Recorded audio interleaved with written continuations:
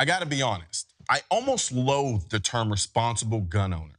In its purest form, it is the standard every gun owner should strive to be.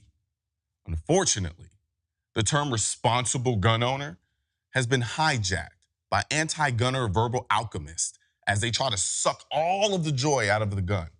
In their minds, a responsible gun owner means you keep your gun unloaded with no rounds in the magazine, locked in a bank vault on an island.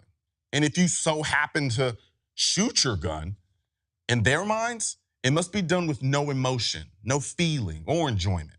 It's merely a task, and that's it. With that line of reasoning, I should never just go for a drive and only ride my bike when my car doesn't work. And we should burn all jet skis because they have no other purpose than to make us happy. Because in the words of Daniel Tosh, you ever seen a sad person on a wave runner? Have you? Seriously, have you? But I can't deny that shooting can be an emotional event. Something that you do sometimes simply because of the way it makes you feel.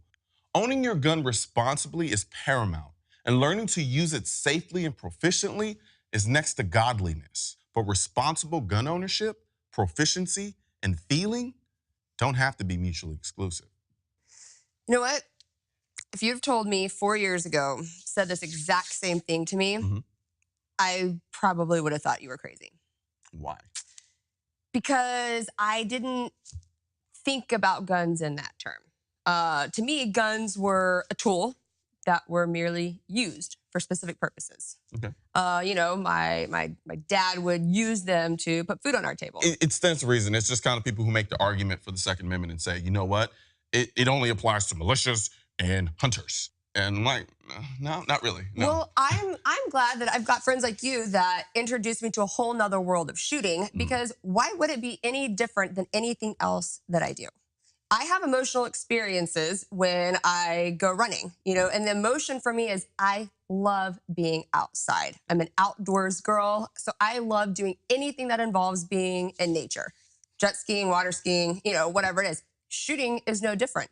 When I talk about things being a feeling and emotion, they sound real lofty and kind of extravagant and abstract. That's all you do. That's what you talk about everying. It does, and that's just because I naturally have a passionate personality. Yeah. But it doesn't necessarily mean that anytime you go to the range, you have doves and pigeons flying off in the background every time you shoot around. Yeah. It's the simple things. It's like when you go running, you're enjoying that. That's something that's a feeling. I'm only accentuating the aspect of it. Stuff that is so transient, you don't even notice it, but you do it on a subconscious level because you enjoy it. It's something that you feel.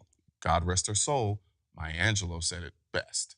I'm probably gonna butcher this, but she said the one thing she learned was people forget the things that you've written, people forget the things that you've said, but they never forget the way you make them feel. Yep. Well, I just like that we're going to bring up and show so many different aspects of shooting than just the negative things that you're going to hear a lot of times from media. And we'll address those too, and I will attack those head on.